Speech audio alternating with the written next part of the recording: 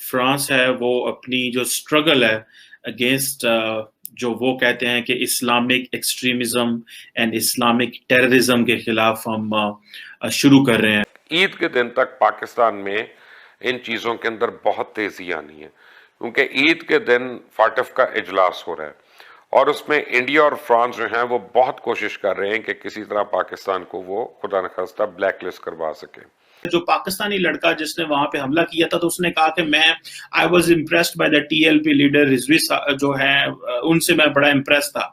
हम माने या ना माने, फ्रांस का बड़ा असर रसूख है, उसका क्लाउट है फाटफ के अंदर, उसका क्लाउट है यूरोपियन यूनियन के अंदर, उसका क्लाउट है और जगहों पे। और इंडिया जो है इस वक्त अपनी नई दोस्त बरूए कार ला रहा है उसको निभाते हुए, और पाकिस्तान इस वक्त चारों तरफ से घिरा हुआ है। अगर मुसलमानों ने अपनी तबलीग इस तरफ ना मोड़ी, को एग्जिस्टेंस की तरफ, डायलॉग की तरफ, प्लूरलिज्म की तरफ, को एग्जिस्टेंस की तरफ, तो आई फियर कि हमारी सोच से भी ज्यादा मगरब में हमारे बारे में इख्तलाफात हैं और जो रिलीजियस रेडिकलाइजेशन है that is going to be very very dangerous.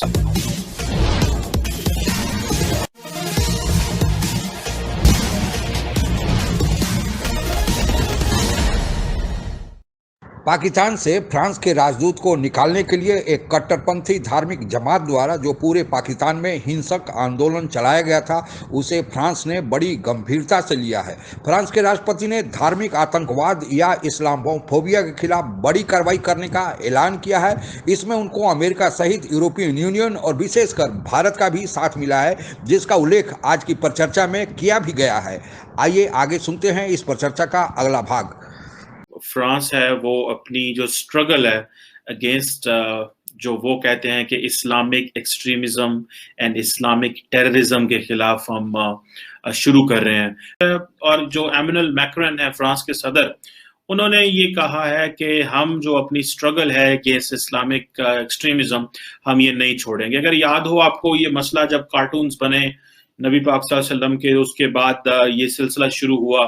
इसी सितंबर में पिछले साल जो है एक पाकिस्तानी था जिसने वहां पे हमला कर दिया। फ्रांस के अंदर तो ये इमेज और इम्पैक्ट है कि जो इस्लाम है वो रेडिकल आइडियोलॉजी बनाता है और लोग जो है वो रेडिकल हैं। मैं देख रहा था कि अब उधर से पाकिस्तान के जो प्राइम मिनिस्टर इमरान खान है वो कहते हैं हम इस्लामोफोबिया के, बल्कि पाकिस्तान के खिलाफ कितनी बाहर की फोर्सेस जो हैं वो इकट्ठी हो चुकी हैं और वो पाकिस्तान को किस तरह से डिस्टेबलाइज करना चाहती हैं, चाहे वो इमरान खान और जहांगीर तरीन की लड़ाई करके उनको फ़ायदा हो, चाहे वो पीडीएम की तहरीक को खड़ा करके उनको फ़ायदा हो, चाहे वो तहरीक लब्बैक और हुकूमत के दरमियान जो इख्तलाफात थे उनके अंदर दहशतगर्दी के वाक़यात हों, पुलिस वालों को मारना हो, पुलिस की गाड़ियों को नजर आतिश करना हो, चाहे अब ये धमाके आप जो देख रहे हैं जिनका पता चल रहा है ये हो, ये सारा लीड कर रहा है ईद के दिन तक। ईद के दिन तक पाकिस्तान में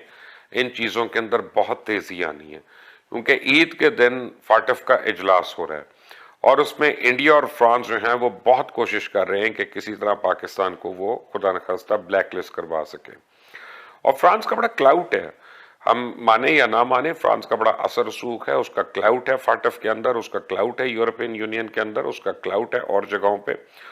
और इंडिया जो है इस वक्त अपनी नई दोस्ती अमेरिका के साथ उसको जो है बरूए कार ला रहा है उसको निभाते हुए, और पाकिस्तान इस वक्त चारों तरफ से घिरा हुआ है। आप देखें कि एक तरफ हमारे अफगानिस्तान है, एक तरफ हमारे हिंदुस्तान है, एक तरफ हमारे चाइनीज बॉर्डर है, एक तरफ हमारे समुंदर है, और वो समुंदर यानी गवादर या अरेबियन सी जो पूरी दुनिया की नज़रों का इस वक्त जो है उस तवज्जो बनी हुई है, वहाँ पे वो मरकूज है। वहाँ जो असल प्रॉब्लम है वो फाटफ का, उससे पहले कि फाटफ में इंडिया अब जो आवाज़ उठाएगा कि पाकिस्तान में एक उलमा की तहरीक शुरू हुई या मौलवियों की तहरीक शुरू हुई जिसने पूरे मुल्क को जैम कर दिया, हुकूमत ने उसको कालअदम करार दे दिया, लेकिन हुकूमत जो है उसको कंट्रोल करने में नाकाम रही और कालअदम तंजीम के साथ हुकूमत के 3 मुज़ाकरात हुए, रिटन एग्रीमेंट हुआ। उसी रिटन एग्रीमेंट के जोर में आके एक प्राइवेट मेंबर के थ्रू हुकूमत ने नेशनल असेंबली में फ्रांस के हुकूमत और फ्रांस के सफ़ीर के ख़िलाफ़ एक जो है वो और रेजोल्यूशन आप कह लें उसको पेश किया। तो ये एक बड़ा स्ट्रॉन्ग केस बनता है पाकिस्तान के ख़िलाफ़ और पाकिस्तान की हुकूमत के ख़िलाफ़। खिलाफ जो बहस है वो शुरू करेंगे और हम मुस्लिम दुनिया को कहेंगे कि वो हमारा साथ दें। और जो मैक्रोन है वो कह रहे हैं कि ये जो इस्लामोफोबिया है, और कई लोग ये कहते हैं कि मैक्रोन जो है वो इस्लामोफोबिया का नाम लेके पॉपुलर होना चाह रहे हैं। और इंडिया के जो प्राइम मिनिस्टर नरेंद्र मोदी, उन्होंने भी इस डिबेट में जो है वो मैक्रोन की सपोर्ट की थी, particularly on this idea of Islamophobia के। ये जो उनका जो एजेंडा है इस्लामोफोबिया के बारे में, ये सही है। मुझे ऐसे लग रहा है कि हाल ही में जो पाकिस्तान में वाकयात हुए, जिसमें अगर आपको याद हो कि किस तरह एक मजहबी जमात ने पाकिस्तान को मफलूज कर दिया, और उनका भी यही कहना था। और जब इंटरनेशनल मीडिया ने उसको रिपोर्ट किया तो उन्होंने यही कहा जी रेडिकल इस्लामिस्ट एक्सट्रीमिस्ट जो हैं उन्होंने पाकिस्तान में फ्लूज कर दिया और ये रेडिकल टेररिज्म है, और इस तरह की वो बातें करते हैं। इस तरह बहुत ज्यादा जो लिटरेचर लिखा गया है, और वो लिटरेचर ये लिखा गया है कि ये जो मगरब है ये हमारा दुश्मन है, और पर्टिकुलरली अमेरिकन, फ्रेंच, यूरोपियंस जो है वो हमारे दुश्मन हैं, ये काफिर हैं, इनके साथ हमारी जंग है, ये हम पे गलबा करना चाहते हैं और हमने ये गलबा इनका होने नहीं देना। तो जो पाकिस्तानी या जो अफ्रीका से वहां पे या मुसलमान दुनिया से, कभी मेरे नॉर्मली इस तरह नहीं हुआ, ये well of middle eastern country से ऐसे नहीं हुआ, कम होता है कि उनके लोग भी इस तरह करें। जब ये वहां पहुंचते हैं as economic migrant, legally illegally, वहां पे जाके उस सोसाइटी का हिस्सा बनते हैं, वो इनको अकोमोडेट करते हैं, इनको स्पेस देते हैं, इनको शनाख्त देते हैं, लेकिन ये फिर उन्हीं पे हमला कर देते हैं। तो in any way it doesn't look nice कि ये देखे ना, आप पे कोई बंदा एहसान करे और आप बल्कि आप उसके एहसान का बदला इस तरह उतारें कि आप उन्हीं के लोगों में वो जो है वो माहौल एक पैदा कर दें और जो है वहीं पे उन्हीं को मारना शुरू कर दें। मेरा ख्याल है कि ये जो लोग होते हैं जो जाते हैं वहां पे, इनके प्रॉब्लम्स होते हैं, इनके आइडेंटिटी क्राइसिस होता है। मुझे जो लगता है वो ये है कि सबसे पहले तो या जब ये फाइनेंशियली वहां पे सेट नहीं हो रहे होते और इनकी वो पोजीशन नहीं होती, क्योंकि इनको लैंग्वेज नहीं आती, इनको अंग्रेजी नहीं आती, इनको उस कल्चर में, मुआशरे में मिसफिट होते हैं, तो उनका जो कांटेक्ट होता है वो बैक होम होता है। और वो सोशल मीडिया के जरिए, फॉर एग्जांपल जो पाकिस्तानी लड़का जिसने वहां पे हमला किया था, तो उसने कहा कि मैं I was impressed by the TLP leader Rizvi जो है, उनसे मैं बड़ा इम्प्रेस था। ये जो मगरब है ये तो हमारे बहुत बड़े दुश्मन है और काफिर है और इनको तो मारना सवाब है।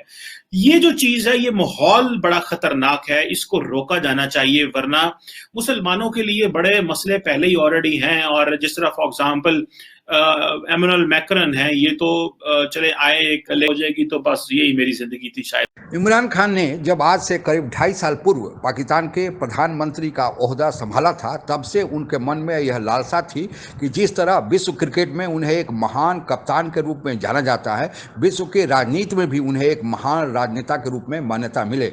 उन्होंने अपने तरफ से भरपूर प्रयास भी किया, पर उन्हें पता नहीं था कि राजनीति के खेल में कुछ अलग नियम है।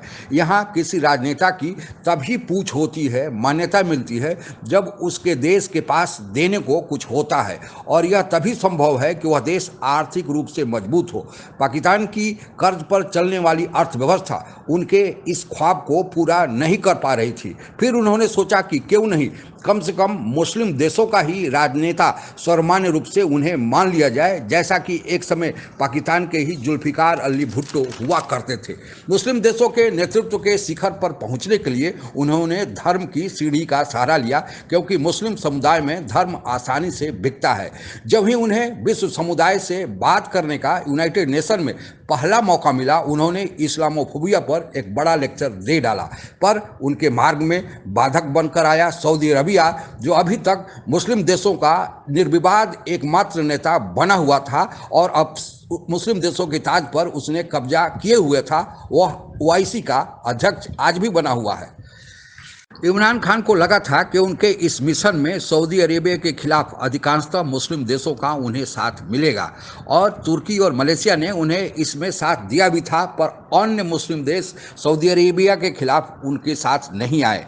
सऊदी अरेबिया ने एक तरह से अन्य मुस्लिम देशों को मना करके उनके इस ख्वाब पर भी पानी फेर दिया। फिर फ्रांस में जब पैगंबर मोहम्मद साहब का कार्टून बनाया गया, तो पूरे विश्व में फ्रांस के खिलाफ आवाज़ें आने लगी।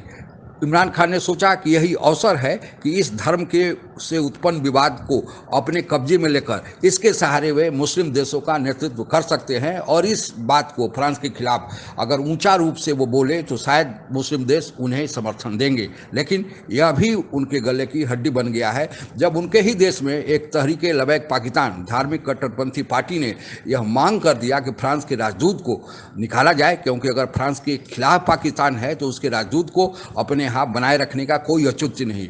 लेकिन जब इमरान खान को यह बताया गया कि अगर फ्रांस के राजदूत को पाकिस्तान से बाहर निकाला जाता है तो फ्रांस तो बाहर जाएगा ही, फ्रांस के राजदूत अन्य देशों के राजदूत यानी अन्य यूरोपियन देशों के जो 26 जिनकी संख्या है वे भी अपना राजदूत वापस ले लेंगे, व्यापारिक संबंध तोड़ देंगे। और फ्रांस FATF में महत्वपूर्ण भूमिका निभाता है, FATF में पाकिस्तान को बने रहना होगा, तब पाकिस्तान का कितना आर्थिक नुकसान होगा इसका अंदाजा आप लगा सकते हैं। तब इमरान खान की बोलती वहाँ बंद हो गई। एक तरफ से मोहम्मद साहब का अपमान, दूसरे तरफ देश का आर्थिक नुकसान, और अब तीसरा जो पेच इसमें फंसने जा रहा है कि फ्रांस का इस्लामोफोबिया के खिलाफ ऐलान। ये तीनों पाकिस्तान के लिए और खासकर इमरान खान के लिए जो मुस्लिम समुदाय का नेता बनने का सपना देख रहे हैं उनके लिए बड़ी समस्या बनकर सामने आया है।